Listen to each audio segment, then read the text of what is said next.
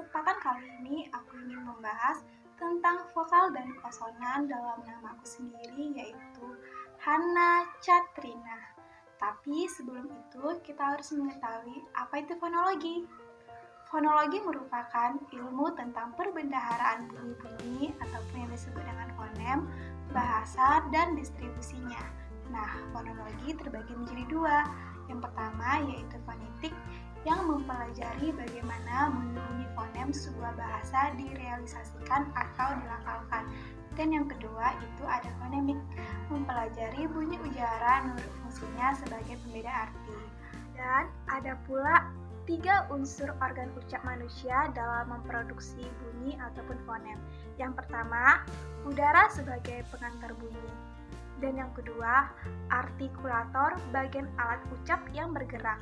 Dan yang ketiga, titik artikulasi ataupun yang disebut dengan artikulator pasif merupakan bagian alat ucap yang menjadi titik sentuh artikulator.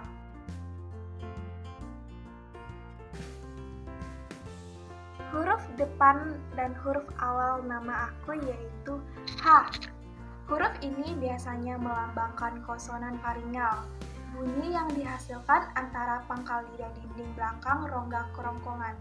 Dan huruf ini biasanya juga dilambangkan dengan konsonan desis yang terjadi karena udara dipaksa keluar melalui celah sempit yang disebutkan oleh dua artikulator, misalnya bibir atas dan bibir bawah, lidah dan langit-langit. Makanya terjadilah huruf H.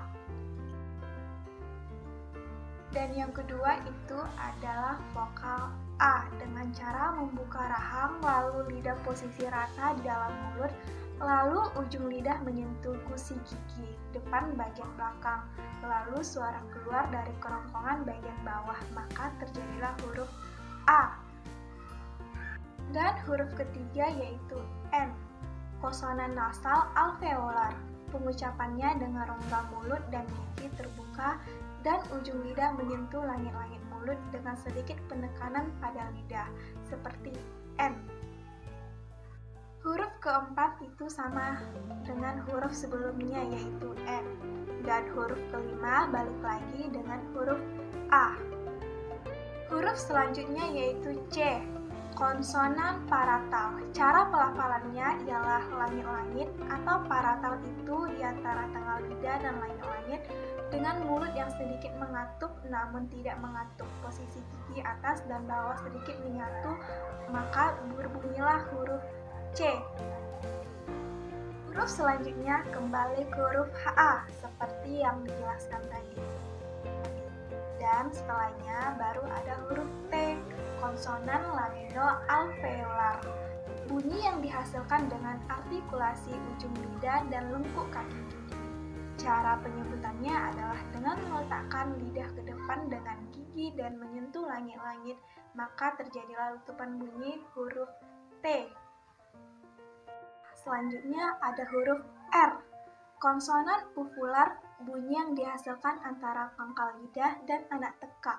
Cara penyebutannya ujung lidah diletakkan ke langit-langit namun tidak menempel, hanya saja lidah menggetarkan ujungnya ke langit-langit sehingga terjadilah huruf R.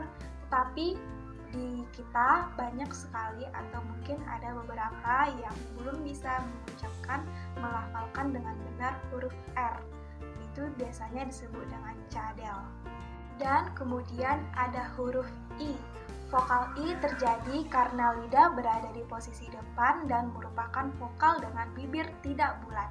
Pengucapan vokal panjang disejajarkan dengan baris vokal pendek yang sepadan, tak bulat tapi hampir tertutup.